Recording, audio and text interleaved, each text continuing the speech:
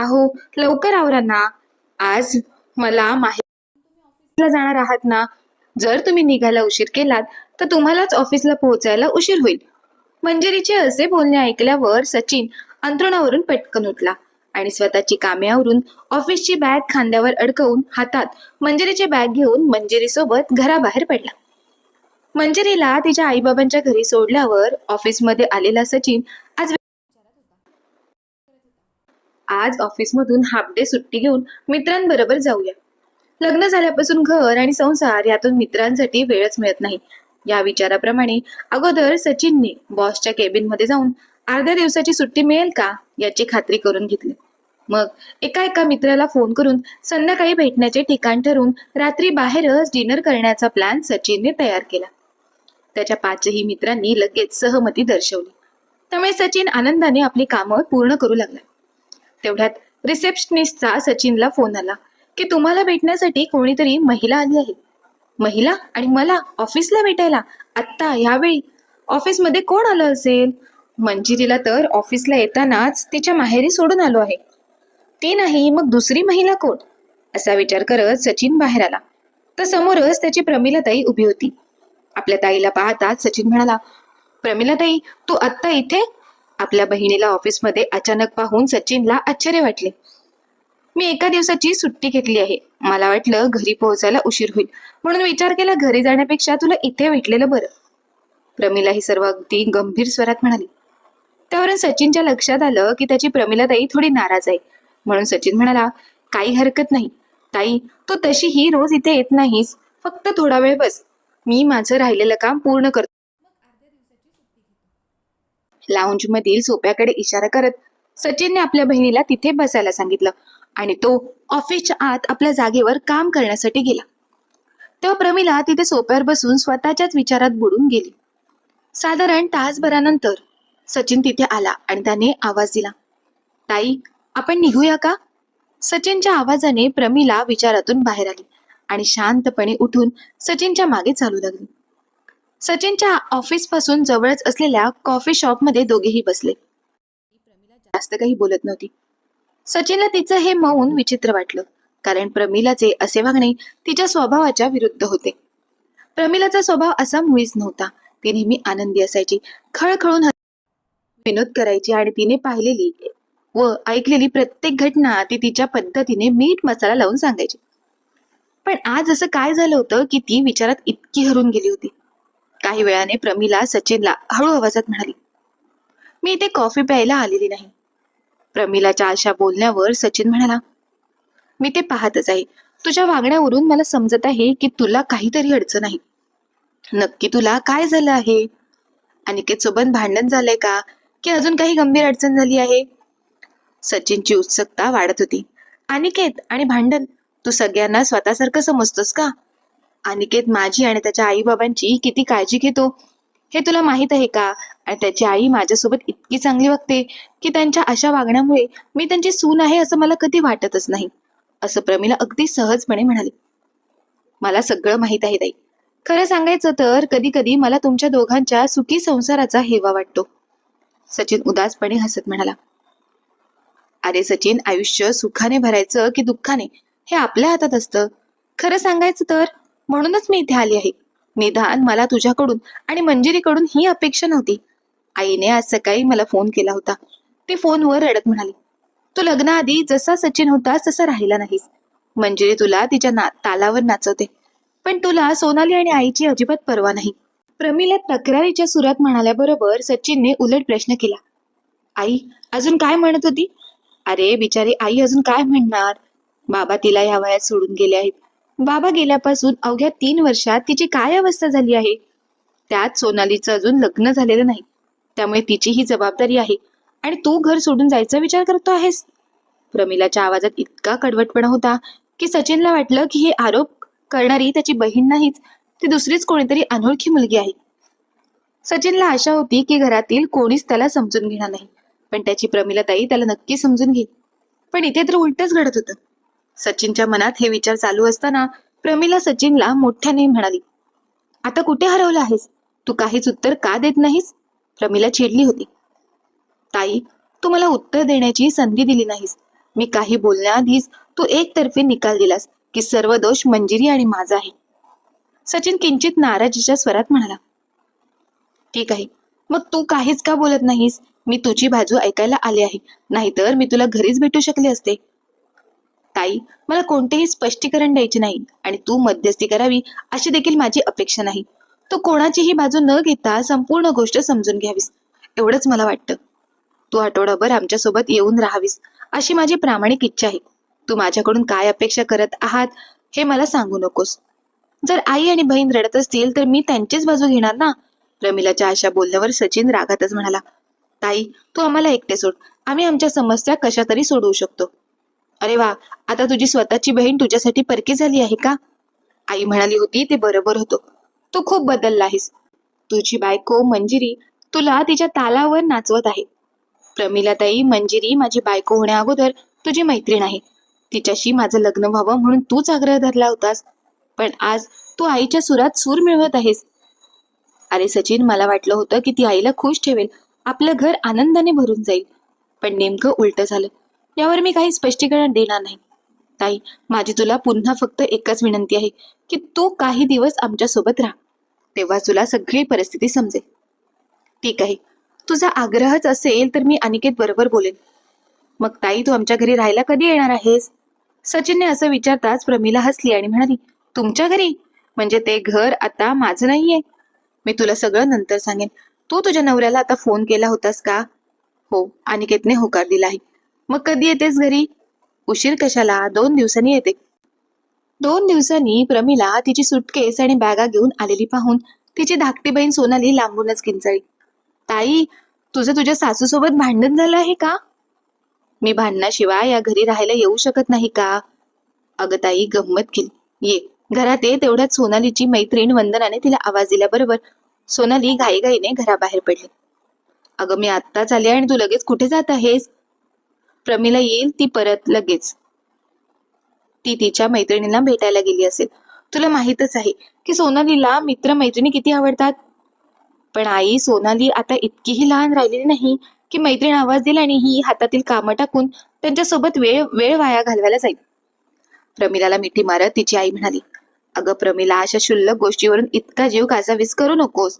मला मान्य आहे की सोनाली अजून लहान आहे. एकदा का तिचं लग्न झालं की तिला तिच्या जबाबदाऱ्या कळायला लागतील. प्रमिलाचा हात धरून तिच्या आईने तिला खुर्चीवर बसवली. अगं आई, बरं झालं लग्नाची आठवण करून दिलीस. सोनाली लहान मुलगी नाहीये. तिने आता काम करून स्वतःच्या पायावर उभं राहायला हवं. आई, मला सोनालीला दुखावण्याचा अजिबात हेतू नव्हता, पण आजकाल बहुतेक मुली नोकरी करतात. सासरच्यांनाही कमावत्या सुना हवा असतात. माझ्या नवऱ्याचा दूरचा चुलत भाऊ मंदार बँकेत काम करतो, पण त्याला नोकरी करणारी बायको हवी आहे. असो, त्यात इतकं नाराज होण्यासारखं काय आहे? जर सोनालीने नोकरी केली तर तिला इकडे तिकडे फिरायला वेळच मिळणार नाही. ती स्वतःसाठी थोडे पैसे वाचवेल. आई, तुला आठवते का, बाबांनी मला शिक्षण पूर्ण झाल्यावर लगेच नोकरी करायला सांगितली होती. मुलींनी स्वतःच्या पायावर उभं राहावं असं बाबांचा नेहमीच आग्रह असायचा. तेवढ्यात मागून आवाज आला, अगं ताई, हे तू काय म्हणते आहेस? एका साध्या मुलीवर तुला नोकरीचं ओझं टाकायचंय का? सचिनचा सूर ऐकून प्रमिला दचकून मागे वळली. मंजिरी आणि सचिन कितीतरी वेळ तिच्या मागे उभे होते. सचिनच्या सुरातली नाराजी प्रमिलापासून लपून राहिली नाही. सचिन आणि मंजिरीला पाहताच प्रमिलाची आई म्हणाली, हे दोघे रोज असेच येतात. अंधार पडल्यावर ह्यांची पावले घराला लागतात. मग मी काय करू? आपल्या सासूबाईंचे असे बोलणे ऐकल्याबरोबर मंजिरी म्हणाली, ऑफिसवरून बसने इथे पोचायला 6:30 वाजतात. त्यानंतर आरुषला पाळणा घरातून आणण्यासाठी 20-25 मिनिटे लागतात. तू आरुषला पाळणा घरात सोडून जातेस का? आई आणि सोनाली दोघेही घरीच राहतात ना. मंजिरी, तुझा त्यांच्यावर विश्वास नाही का? तू एका लहान मुलाला अनोळखी लोकांच्या हवाली करून जातेस. मंजिरी काहीही न बोलता आरुषला कडेवर घेऊन स्वयंपाकघरात गेली. आई, तू या लोकांना समजावून का सांगत नाहीस? हे दोघं त्यांच्या लहान मुलाला पाळणा घरात ठेवतात. मी तुला सांगितलंय मुली, माझी परिस्थिती तुझ्यापासून लपून राहिलेली नाही. आणि सोनालीचं म्हणशील तर ती क्वचित घरी राहते, कधी ह्या मैत्रिणीच्या घरी तर कधी त्या मैत्रिणीच्या घरी. प्रमिला काही क्षण स्तब्ध बसून राहिली. तिला वाटलं की तिची आई तिच्या समोर नाहीये तर तिथे दुसरीच कोणीतरी बसली आहे, कारण तिच्या आईचं हृदय नेहमी प्रेमाने भरलेलं असायचं. ती इतकी दुःखी कशी काय झाली? तेवढ्यात मंजिरीने चहा बनवला. मंजिरीने जेव्हा चहाचा कप प्रमिलाच्या हातात आणून दिला तेव्हा अचानक प्रमिलाच्या लक्षात आलं की तिला येऊन अर्धा तास झाला होता, पण कोणी तिला साधं पाणी देखील विचारलं नव्हतं. याचा अर्थ कदाचित सगळे मंजिरी येण्याची वाट पाहत असतील. सोनाली मैत्रिणीसोबत गायब झाली होती आणि अजून घरी परतली नव्हती. चहा देऊन मंजिरी पुन्हा स्वयंपाकघरात गेली. चहा पिऊन झाल्यावर प्रमिला आपला कप ठेवायला स्वयंपाकघरात गेली आणि तिने पाहिलं की सिंग खरकट्या भांड्यांनी ओसंडून वाहत होता आणि ऑफिसवरून दमून आलेली मंजिरी घाईघाईने ती भांडी साफ करत होती. आज मोलकरीण आली नाही का? मंजिरी अचानक उद्गारली. मला संध्याकाळी येऊन हे काम करावंच लागतं. ठीक आहे मंजिरी, सांग आज रात्रीच्या जेवणात काय बनवणार आहेस? मंजिरी म्हणाली, फ्रीजमध्ये बघ, तिथे भाज्या आहेत, तुला जी भाजी आवडेल ती भाजी मी बनवून देते. मी काय सांगू मंजिरी, असं वाटतंय की माझ्या येण्याने तुझं काम आणखी वाढलं आहे. तू असं का म्हणतेस? तू तर सचिनची बहीण असण्यासोबतच तू माझी सर्वात प्रिय मैत्रीण सुद्धा आहेस. हे तू कसं विसरू शकतेस? अगं बाई, तू इतक्या दिवसांनी आली आहेस, तुला काय खायचं आहे ते सांग. प्रमिलाने फ्रीजमधून भाज्या काढल्या आणि स्वतःच भाजी चिरू लागली. प्रमिलाला भाजी चिरताना पाहून तिची आई म्हणाली, तू आज काय आलीस? महाराणीने लगेच तुला कामाला लावली? आगाई, मला फ्रीजमधून काढून भाज्या चिरायला कोणी सांगितलं नव्हतं. मी भाजी चिरून देते याचा मला आनंदच आहे. मी नुसतीच बसून आहे. तेवढ्यात सचिन आला आणि त्याने प्रमिलाच्या हातातून सुरी घेऊन एक खुर्ची ओढून त्यावर बसून भाज्या चिरू लागला. सचिनकडे पाहत प्रमिलाची आई तिला म्हणाली, पाहिलंस का प्रमिला, हा इथे गुलामासारखा काम करायला बसला. हा आता भाज्या चिरणार, तोच जेवण बनवणार, तोच आरुषला आंघोळीही घालणार, तो रात्रंदिवस आपल्या बायकोच्या भोवती फिरणार. आईच्या अशा बोलण्याने सचिनचा चेहरा गंभीर झाला. पण सचिन काही उत्तर देण्याआधीच प्रमिला म्हणाली, मग काय झालं आई? तो फक्त त्याला शक्य आहेत ती कामं करतोय आणि त्याच्या बायकोला कामात मदत करतोय. हो का? मी सचिनला तिचे पाय दाबतानाही पाहिलं आहे. ताई, त्या दिवशी मंजिरी खूप वेदनेत होती, तिला खूप ताप होता. सचिन हळू आवाजात म्हणाला. तरीही नवरा बायकोची सेवा करतो. अरे देवा, आईने डोळे मिटून आणि कानावर हात ठेवून आपल्या भावना व्यक्त केल्या. आई, ते दिवस पूर्वीसारखे राहिलेले नाहीत. आता नवरा बायको एकाच गाडीच्या दोन चाकाप्रमाणे एकत्र काम करून दोघे एकत्र गाडी चालवतात. मला सगळं माहित आहे. मी सुद्धा गाडी खूप चांगली चालवली आहे. मी तुम्हा 3 भावंडांना वाढवलं आहे आणि माझ्या सासूने त्यातल्या 3घांना उचलून इकडून तिकडे कडीवर फिरवलं सुद्धा नाही. यात एवढं काय आहे आई? अनिकेतची आई घराची आणि आमची चांगली काळजी घेते. ठीक आहे, ती तुमची काळजी घेत असेल, पण मला ते जमत नाही. आधी मला माझं घर सांभाळावं लागलं, आता मला बैलासारखं माझ्या मुलाचं घर सांभाळावं लागतंय. मग मला फिरायला वेळ कधी मिळणार? मला माझा वेळ मिळणार आहे की नाही? की आयुष्य असंच घालवायचं आहे? अगोदर स्वतःची मुलं सांभाळली, आता मुलांची मुलं सांभाळायची. का तर सुनबाईच नोकरी करते ना. आपल्या आईच्या अशा बोलण्यावर प्रमिला आईवर रागावत म्हणाली, जर तुला नोकरी करणारी मुलगी आवडत नव्हती तर लग्नाआधी तिला पहिली पसंती का दिलीस? प्रमिलाने आईला समजवण्याचा प्रयत्न केला. आई, आजकाल सगळ्या मुली नोकरी करतात आणि घरही सांभाळतात. पण प्रमिलाची आई कधीतरी हे मान्य करणार होती का? अजिबात नाही. त्यामुळे प्रमिला गप्प राहिली. तिला वाटलं की आता आईला काहीही समजावून सांगणे अशक्य आहे. त्यामुळे दुसऱ्या दिवशी सकाळी मंजिरी आणि सचिन ऑफिसला जायला निघाले तेव्हा प्रमिला सुद्धा आपल्या सासरी जायला तयार झाली. तेव्हा मंजिरीने विचारले, तू आज निघते आहेस का? हो, मी तुमच्यासोबत निघते. मग मी उद्यापासून ऑफिसला जाईन. मी माझी सुट्टी उगाच का वाया घालू? मला सोनालीच्या लग्नासाठी सुट्टी घ्यावी लागेल. त्यावर मंजिरी म्हणाली, तुमचं म्हणणं असं आहे तर मी सुद्धा 2 दिवस घरी थांबेन. तू सुट्टीवर आली असशील तर काही दिवस थांब. प्रमिला मंजिरीला प्रेमाने म्हणाली, अगं, मी 3-4 दिवसाची सुट्टी मिळाल्यावरच येईल, म्हणजे तुलाही सुट्टी घ्यावी लागणार नाही. तेवढ्यात प्रमिलाची आई म्हणाली, बिचारी माझी मुलगी एका दिवसासाठी आली होती, पण तरीही तिलाच कामे करावी लागत होती. बिचारी कामात व्यस्त होती. असं असलं तरी प्रमिलाला इतक्या लवकर जाताना पाहून मंजिरी एकटीच रडत होती आणि आज पहिल्यांदाच प्रमिलाला तिच्या माहेराबद्दल इतकी अस्वस्थता जाणवली. बसच्या खिडकीतून बाहेर पाहताना तेच दृश्य तिच्या डोळ्यासमोर पुन्हा पुन्हा येत होतं.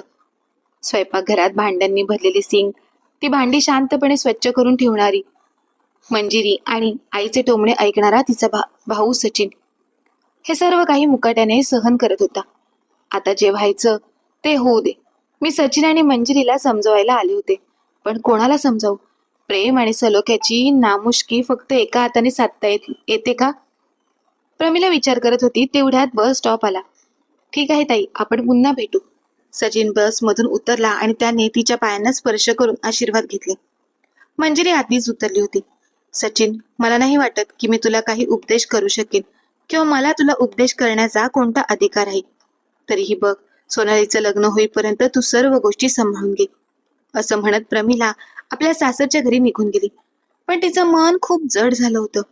तिला वाटत होतं कुठेतरी एकांत मिळाला तर मोठ्याने रडून मन हलकं करावं. त्या दिवशी प्रमिला आपल्या माहेरच्या घरातून निघताना फक्त रडलीच नाही, तर तिने मनातल्या मनात हा निर्णयही घेतला होता की आता काहीच केलं नाही तर हे घर खरंच कोसळून जाईल. म्हणून त्यानंतर साधारण 15 दिवसानंतर रविवारी सकाळी अचानक प्रमिला पुन्हा तिच्या आईच्या घरी पोहोचली. सोनालीने दार उघडलं. अरे ताई, पुन्हा आली, ती हसून म्हणाली. पण यावेळी प्रमिलाच्या डोळ्यात जुना आनंद नव्हता. तिच्या चेहऱ्यावर गांभीर्य होतं. सगळ्यांना बोलवा, मला थोड्या वेळात एका महत्वाच्या गोष्टीवर बोलायचं आहे. आई, सचिन, मंजिरी आणि सोनाली सगळे हॉलमध्ये येऊन बसले. तशी प्रमिलाची आई लगेच म्हणाली, हे बघ मुली, मी या घरात कोणालाच काही बोलत नाही. मी बोलणं सोडून दिलंय. यावेळी प्रमिलाने आपल्या आईचे बोलणे मध्येच थांबवले. तिच्या आवाजातील कठोरपणा पाहून सगळेच थक्क झाले. आज आधी माझं ऐका, कोणी मध्ये बोलणार नाही. खोलीत शांतता पसरली. प्रमिला हळूच आईच्या बाजूला बसली. आई, जेव्हा तुझं लग्न होऊन तू नुकतीच या घरात आली होतीस, तेव्हा जर बाबांनी स्वयंपाकघरात तुला मदत केली असती, तुझ्या समस्या सोडवल्या असत्या, तर तू त्यांना बायकोचा बैल म्हणाली असतीस का? प्रमिला पुढे म्हणाली, आई, तुला हे तरी माहित आहे का की मंजिरी सकाळी 5 वाजता उठते, स्वयंपाक करते, काम करते, मुलाची काळजी घेते, संध्याकाळी घरी येते आणि पुन्हा स्वयंपाकघरात जाऊन काम करते. पण आपण तिला मदत करण्याऐवजी तिने केलेल्या प्रत्येक गोष्टीत चुका काढतो.